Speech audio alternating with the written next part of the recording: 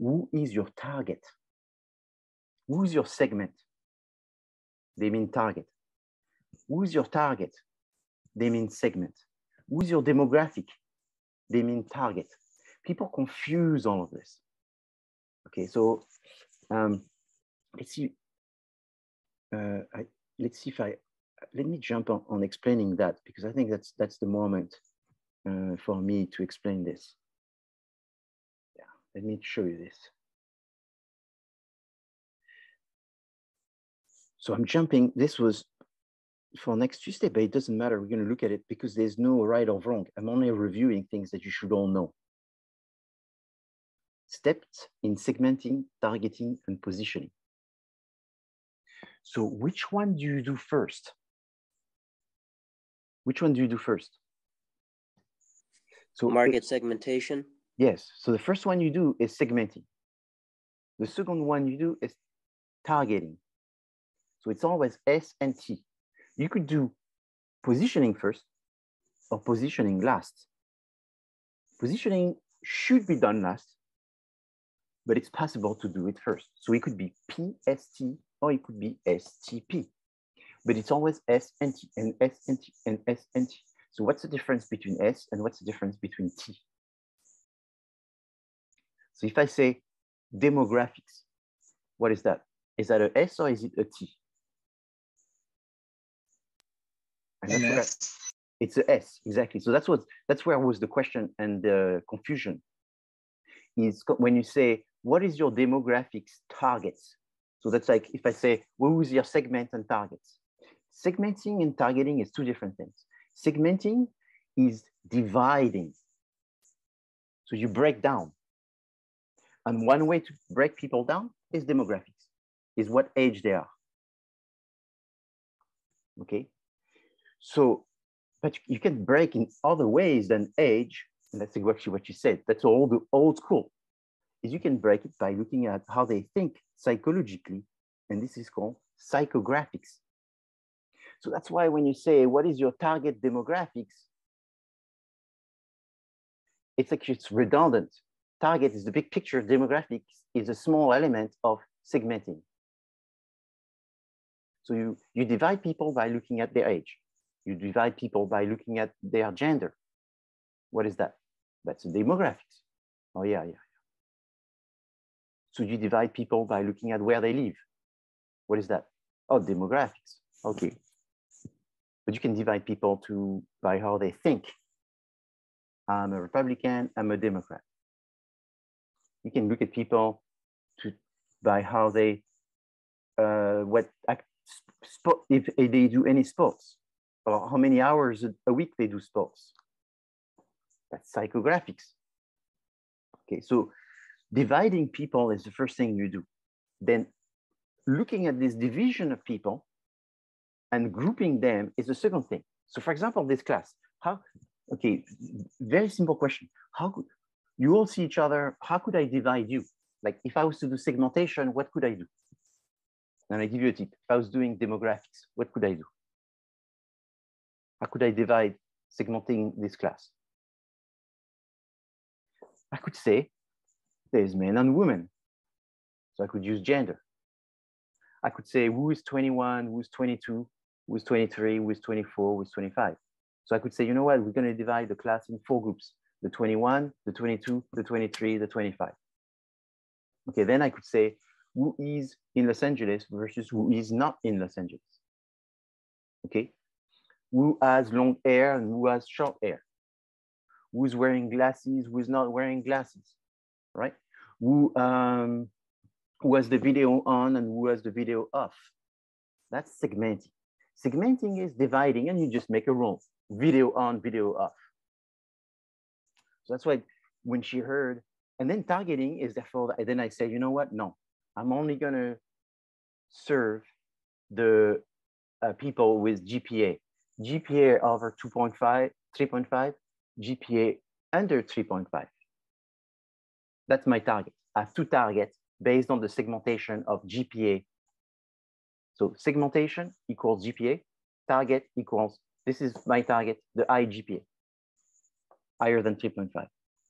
So when you say, what is your target demographics? You see, it doesn't make any sense because you're saying, it's like saying, who is your high GPA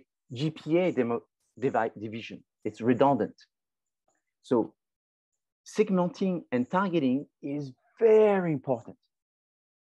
And as a consultant, this is your own little secret. You want to become a successful business person? Yeah. You want to become a successful consultant? Maybe. But at least a successful business person, understand this table. The more you understand this table, the more likely you will become successful. The less you understand this table, the more likely you will not become successful. Is it possible to be successful and understand this table?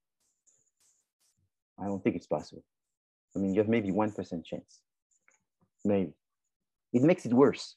It's like someone that says, is it possible to become successful and not know how to read and write? You know, like tomorrow you say, okay, I want to become a billionaire. I don't know how to read or write. You think I can become a billionaire? I think it's possible, but I think it's less likely than if you know how to read and write, because these are basics. It's not like maybe 200 years ago. Yeah, because 1% knew how to read and write. But when it's the less than 1% don't know how to read and write, then you're just making it worse. So that's the same thing. You're a business student, you need to understand S, T, and P, because this is like read and write. So, so let me look at it again. So you have 3 stages: segmentation, targeting, and positioning. What are the characteristics, basic characteristics of segmentation? Geographic, demographic, psychographic, behavioral. Oh yeah, that's where the demographics is in. Yeah, it's one way to divide people. Segmenting is dividing. So you can divide people by any of this. You can divide people by their personality. You can divide people by the social class. You can divide people by the city they live in. Okay. However, I think, here's my little take. I think the fact that they use psychographics is good. I think the worst thing you can do is only use demographic and ignore psychographic. I think embracing psychographic is good, but the problem is if you embrace psychographic and ignore demographic, you run into another problem. Which one? Is that you look at your customers and you don't see that there's kids there, for example. And that's why they only launched the Hershey's in January, because they were so into psychographics that they forgot demographics. You know, it's a normal thing of life. Is people eventually forget of the essential, the basics. They become so complicated that they forget about the basics. And so I think there is a thing which is, who's going to take more expensive milk? You know, and that's why when the students told me in February, Professor, why are we doing A2 milk? These people are crazy. The bottle is $6, and if you buy the bottle from a dairy normal milk, it's $1.85. They're crazy. And then I turn around to the students and I said, you're not the buyer because you cheap. But there's some people that they're not going to be cheap, and they're going to say, you know what, I need milk, and enough of this indigestion. I'm going to spend the money. I don't care. And that's possible that it's not students, older people. And it therefore becomes more of a psychographics, which is, you know, how do you value quality of food? When I was a student, did I go to McDonald's? Yeah. When is the last time I went to McDonald's? 5 years ago, 6 years ago? Why? Because I became smart. It took me a long time. But also when I was a student, the price was right. Did I find the food good? No, but I found that it was filling me up. I got older, I got smarter, I know what they do to make this food. And I got smarter. And then it's like, doesn't work.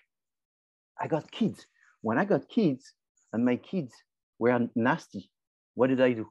What should a parent do when their kids are nasty? No video games. Yeah, that's one thing. 2, no TV. Yeah, well, they don't care that much. No internet connection. No going to see your friends. Beating them up. I mean, all of these solutions. No, that's not what I did. Is I took them to McDonald's. And I said, that's what you're gonna have for dinner. You ask my kids to go to McDonald's, they tell you you're crazy. It's disgusting. Because McDonald's has created a business that if you're good, you go there, you smile, you see the clown. That's what people think. But if you open their eyes and you delete their brain and you say, here's good food, here's good food, here's good food, they look at the McDonald's one and they say, that's disgusting. You're not stupid. But if you brainwash them with marketing, they think McDonald's is fine. Fast food, for the most part, is disgusting, but people have been brainwashed to think is good. Sugar, for the most part, is terrible, but people have been brushed to like it.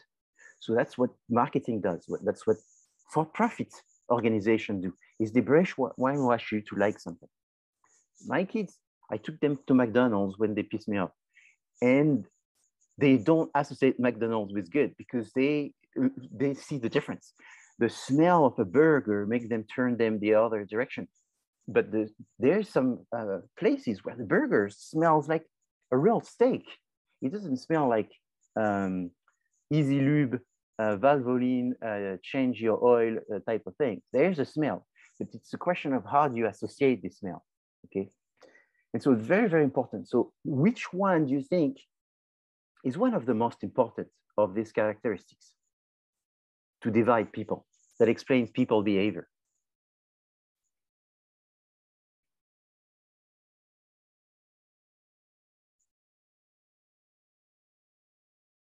So you see, that's why when you look at it, you can't deny the fact that age and gender is still big.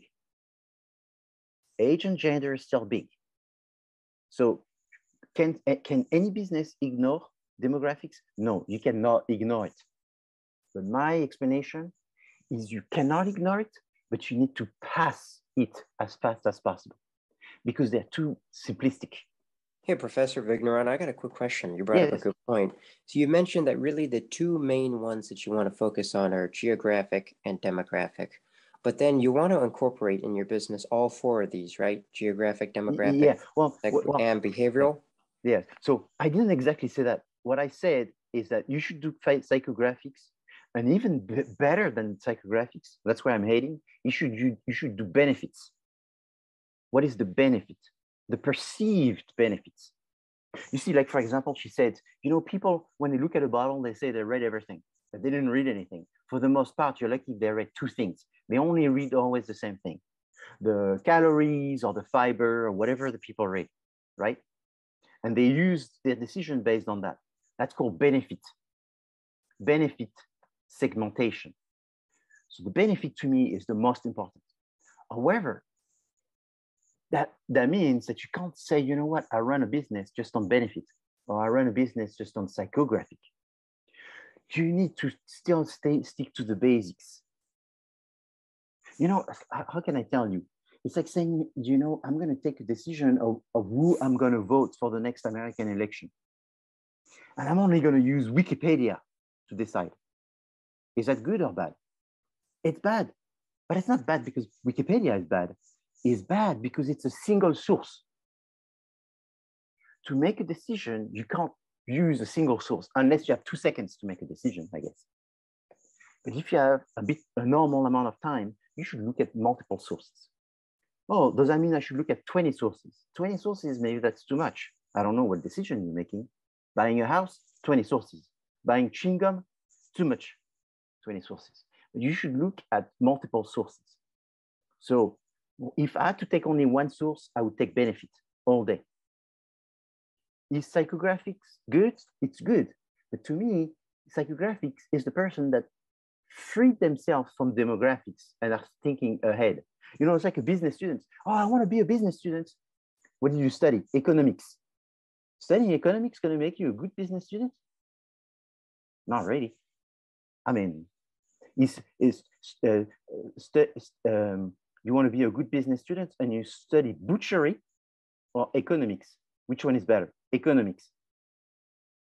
You want to become a business person, you study management or economics? Management. So what I'm saying, there's one superior than the other, but you cannot say, I'm going to be a business person and all I study is management or marketing. It's insufficient. You should still study economics. But don't think that studying economics is going to make you a good business person. No way. Oh, I get it. It's like there's an evolution. There's one that becomes more and more kind of deep down. It's like you ask people, why do you go to the gym? I go to the gym to lose weight. Then you tone down the light. Tone down the light. Go. Why do you go to the gym? I go to the gym because I'm fat. Okay. So you go there too because you don't want to be fat. Yeah. And then you go down. Why do you go to the gym? I don't want to be fat because I want to attract nice people. Oh, so you go to the gym for sex?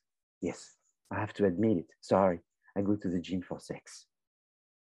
But nobody says I go to the gym for sex.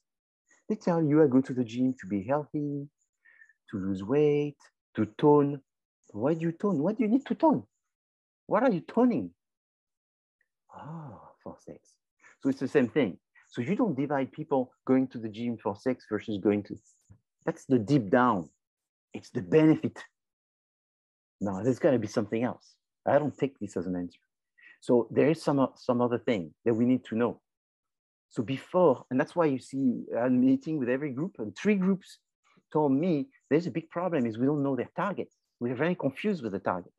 And that's why I wanted Jack to ask the first question is, who is your target? And how do you define your target? Right? And you can say, who's your target psychographics? Or who's your target geographic? Or who's your target demographic? Or who's your target behavioral? That is, you can't say that. So it's, who's your target? And then when the answer is, oh, you don't use demographic. That's interesting. No, we don't believe in demographic. All we do is psychographic. It's like saying, to make a decision, all I do is look at Wikipedia. No, it's got to be everything. Everything has an influence. But at the end, dividing is very difficult because there's many ways to divide. But then what you do is you start thinking about the element of how do you create targets? That's the next stage. How do you create targets? Is you create targets by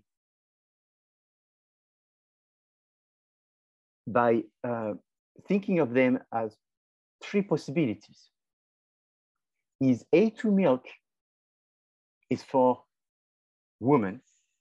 Let's say you say A2 milk is for women using basic demographic. Or A2 milk is for active people. Or they think they're active. That's psychographic. That's what they use. So now we know. Their targeting strategy is based on a segment which is defined by the level of activeness and how much they think it's important to be healthy by what you eat, which means that medicine is your food, right? I will send you the video. I'm going to send you the video of her talking so that way you can go back to it. But that's what she said. Medicine is your food. Okay. So that group is psychographic, and that means they are differentiated. Differentiated means that you have one group, one product. Concentrated means that you have multiple groups, one product.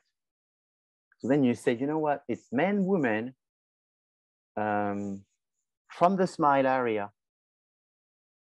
and who is active and think about food being the medicine. So they're concentrated. So currently their strategy is concentrated. Now and this is all the things that most people don't know, but again, it's because you see, I live in both worlds, on both sides of the curtain, the application side and I write research.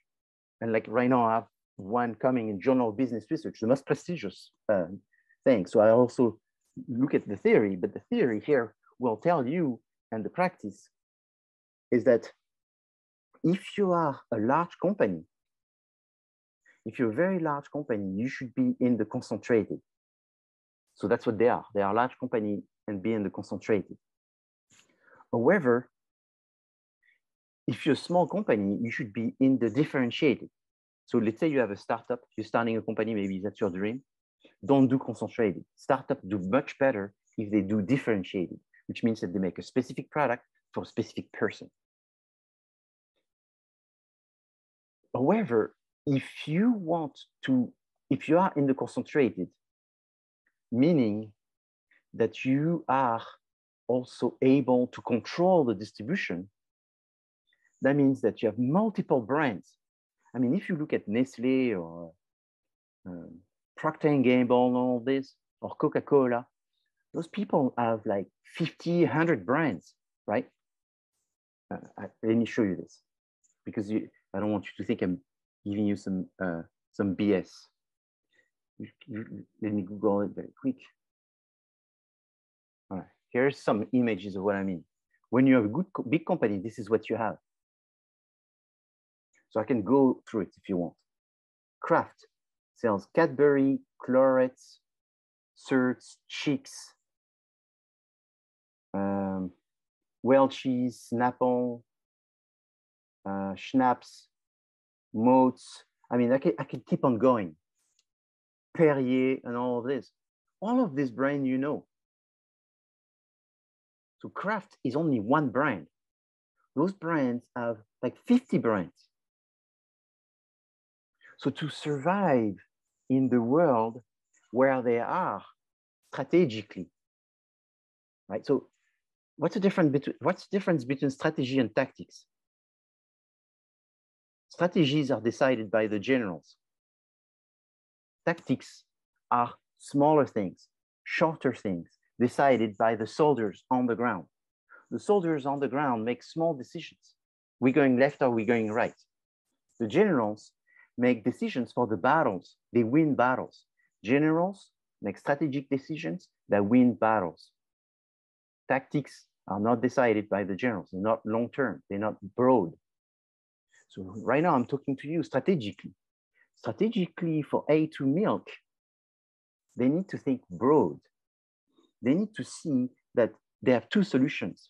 One is to become a Coca-Cola, a Pepsi-Cola, a Nestle, a Procter & Gamble, a Unilever, a Mars, a Kellogg's, a General Mills, a Johnson & Johnson, or they're going to become A2 milk as just one of the little logo brand that you have right there.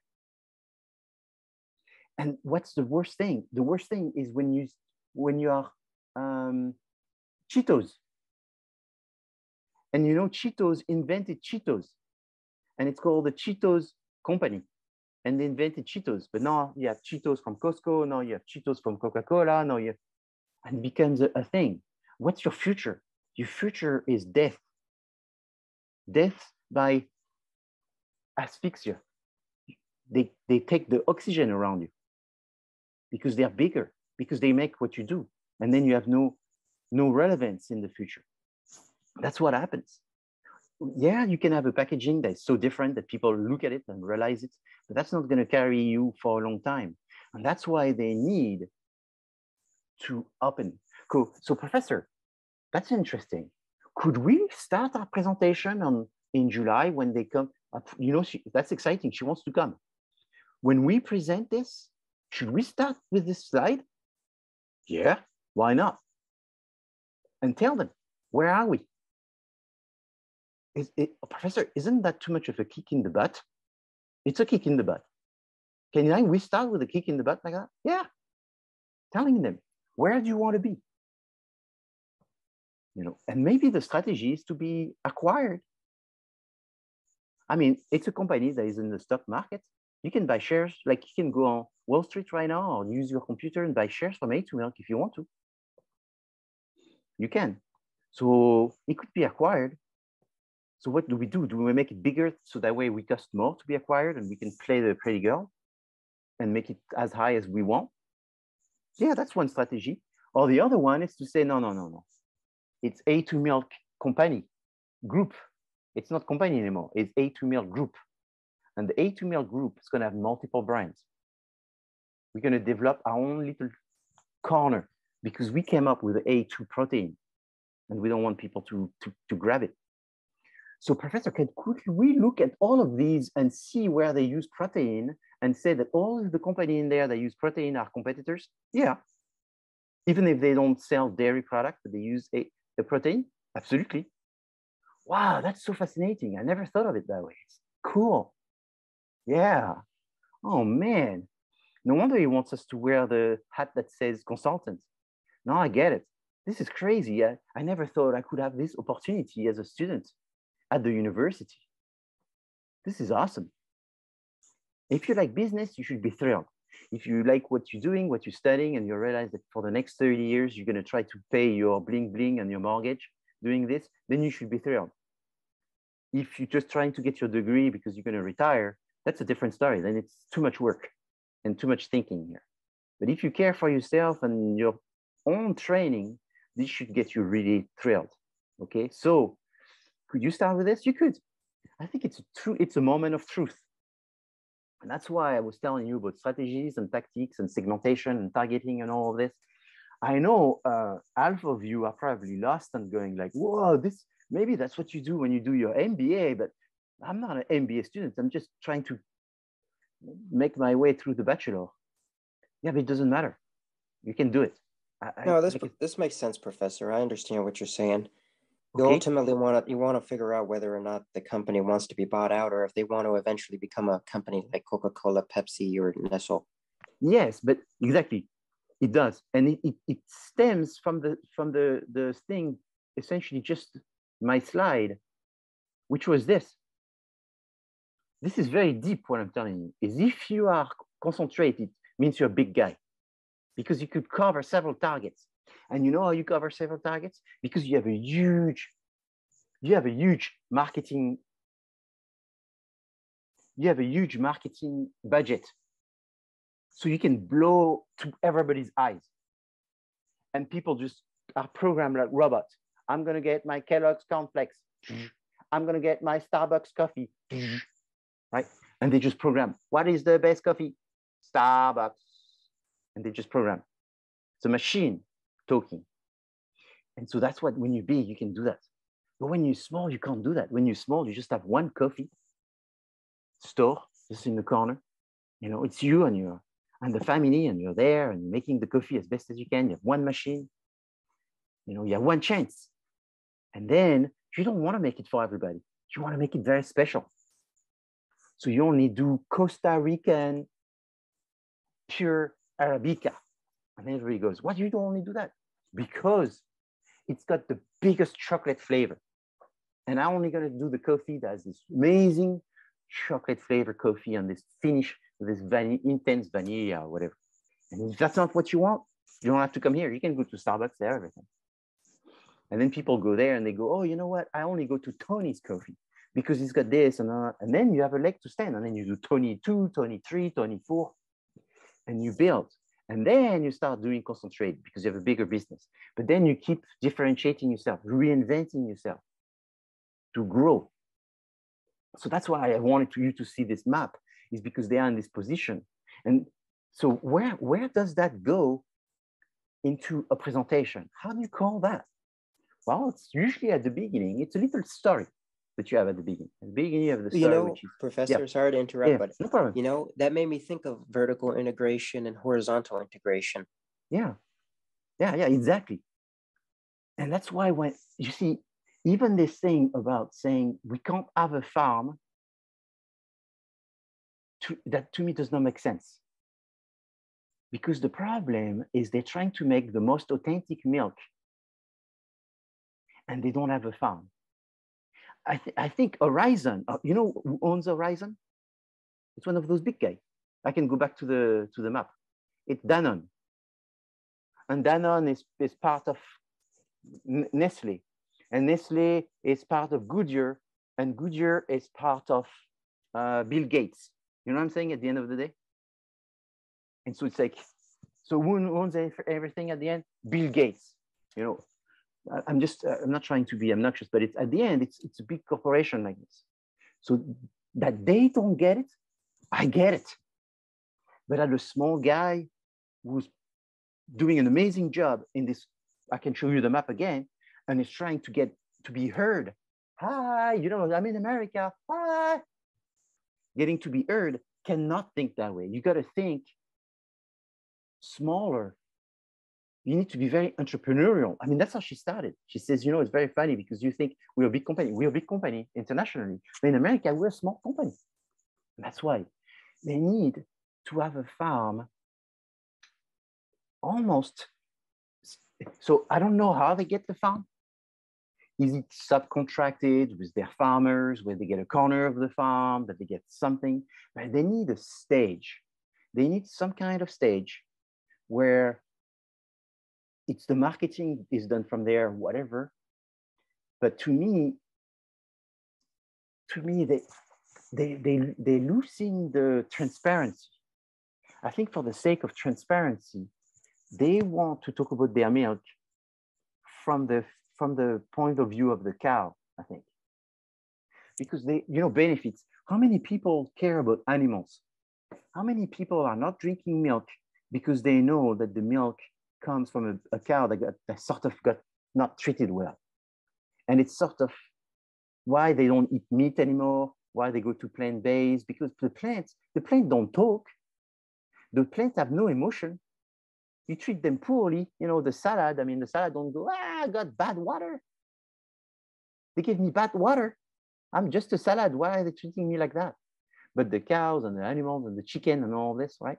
So I think the fact that their farms do well and don't do that and all this, they need to talk about it better. So does that mean that they need to do something with the farm so they can have not only a relationship with the farm from a good profit-based relationship, but also where the farms are becomes showcasing, displaying what do they do, and there is a little bit of a Hollywood marketing storytelling behind it, which hopefully is true. It's not just a facade, but I think that's missing because the deep down authenticity, transparency is very, very important. And you know, there's an element as well in this company, which I find is very interesting that we don't talk about enough, is the fact that there's also an element of technology. You know the number of people that buy electric car because it's high tech? Do people buy electric car because it's good for the environment? No. What do you mean? Well, if they read the fine print, a little bit like a bottle of milk, they would not be buying electric car. So they buy electric car because they are told it's better for the environment. And they can tell there's no smoke coming out. No smoke doesn't mean it's good for the environment. I mean, it's better to have no smoke, but it's everything else that you have to take into account. And that's where it becomes more complicated. So how long do they need to study an electric car business to find out that it's bad? Well, it takes several hours. Do people are going to take the time to spend 10 hours of really the pros and cons of electric cars to find out that it's bad? No. Most people give up after 30 minutes. So nobody spent the 10 hours to really figure it out. So if you're an expert, then you figure it out and then you go, oh my God. But anyway, it's just a solution to drive the economy. So why do they buy electric car? Do they buy electric car? So what's the main reason why people buy a car? The main reason people buy a car is because it's reliable. Why do you buy this car? It's reliable. Why do you buy that car? It's reliable. That's why the Japanese car used to be selling no cars pretty much in the 70s. And now they are the most sold cars in the world because they're reliable. And that's what the Japanese are good at, making things reliable. It's part of their culture. They have a culture of precision and detail. So they made them very reliable. And people have bought those cars. Now, if you Google reliability of electric cars compared to gas cars, you will see, I think it's something like 10 times less reliable. So electric cars are 10 times less reliable than gas-powered cars. And then you will find it's kind of very interesting. How come when they buy electric cars, they don't look at reliability? They don't. So then if they buy electric cars, within electric cars, do they look at reliability? You know, electric car A versus electric car B versus electric car C. I'm going to buy the one that is most reliable. No, that's also in the reports. In fact, they buy Tesla, which if you take the 14 most sold electric car in the world, Tesla is by far the most sold. And of the 14 cars is the 14th less reliable. What are you telling me? People got crazy. For the past 100 years, they bought cars based on reliability. And when they buy an electric car, they don't look at reliability anymore. No, there's someone that pressed on the button and reset their brain and say, you're not going to look at reliability when you buy an electric car. Let me press on that button. Delete. And so what are they looking at? Popularity. Looks. What? That's why people stop buying Jaguar. It's because they were the best look and very fashion, but they were terrible at reliability. That's why Jaguar went down. And that's why Honda and Toyota went up. Yeah. Why are they doing the total opposite with Tesla? Because at the end, it's human beings. It's full of emotion. Oh my God. So you can manipulate people to that extent? Of course. That's what marketing is about, manipulating them. Ooh, I like it. So with marketing, can I learn to manipulate others? That's all you're going to learn. Can I learn not to be manipulated by others? Yeah, of course. At least you should try to protect yourself by learning how it works. Oh, very good. And so when I'm a consultant, what do I do? When you're a consultant, you try to understand the game. And the game, it's like a game of Monopoly. And you want to understand the rules, and you want to understand where there is space to move. What is the name of the space to move? How we call it in business?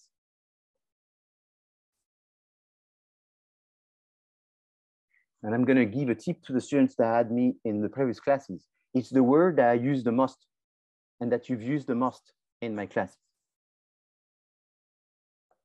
It starts with the O. Is it opportunity? Exactly. Opportunity. Who said that? Andrew. Andrew, you are never in my class. No, not before. So you are a champion by nature. Anyway, good. Exactly. When you're a business person, you seek opportunities. You look for spaces. You take advantage, right? And so you learn. How do you learn business from non-business people? You learn by reading history. Oh, I don't know. Napoleon, if you look in Wikipedia, you'll see, true or not true, is the #1 strategist and general in history. What was he doing? Innovating. What? Yeah, he was constantly innovating and how he was fighting. He was constantly dividing. He was constantly doing what we call in business segmentation, targeting, positioning. If you ask Napoleon about segmentation, targeting, positioning, if he was listening to me right now, he says, oh, that's how I call my strategy, segmentation, targeting, positioning. That's what I did.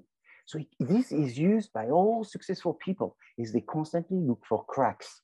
They constantly look for opportunities. So they constantly look in the market for changes that they can take advantage of. And the worst thing you can do is when you do something is use one source, the most common source, the fashionable source. So fashion before was demographics, now fashion is psychographics. Let's do psychographics. No, all of this is good. Nothing is not looked. Everything needs to be looked, okay? So that's why it's going to be very important that you talk to consumers. So I'm going to say it many times, and even I say many times, this one I sort of have to give up. People don't get it. All the people don't get it. Most people do eventually.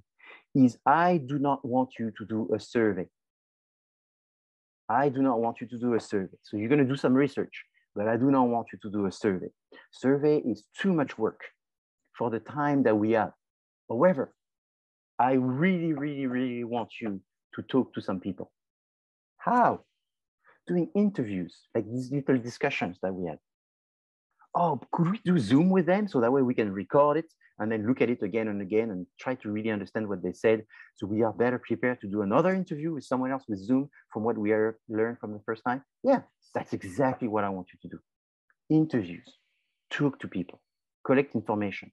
So do we prepare some questions? Yes, but it's not a survey. It's just an interview because you want to pick people's brain. Are you going to pick up people's brain? Yes. Are you going to collect data from Nielsen and all of this? Of course, as well. But more important, that you go and learn to just for the sake of this class, milk people's brain. Okay? You're going to have to go milk their brain and get really what's essential in there. What do they really mean that they don't look at the information on a packaging? How could we make them look for the information better? Could we have a code, some kind of QR code, and when they press, they get the information in a way that it's really cool and they get it?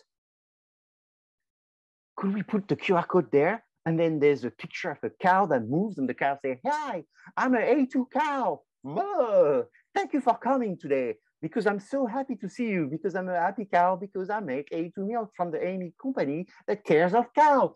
Thank you. And then you go, wow, that's insane. The kids will love it. Game over. I found a crack, professor. Ooh. So you're a consultant, you're going to find cracks. You're going to find opportunities. You're going to find things like this. And you're going to tell me why. I don't care for what. Maybe this cow thing is stupid. It's not the what, it's the why. Why do you have a thing that you're putting on the packaging and there's a cow that talks? That's the what. It's cute, but I don't care for cute. I care for why. Why? Because the kids don't look at the information. That's the parents. And the parents, you know what they buy? They buy what the kids tell them. There's no way. If the kid says, that's what I want the milk with the cow that talk,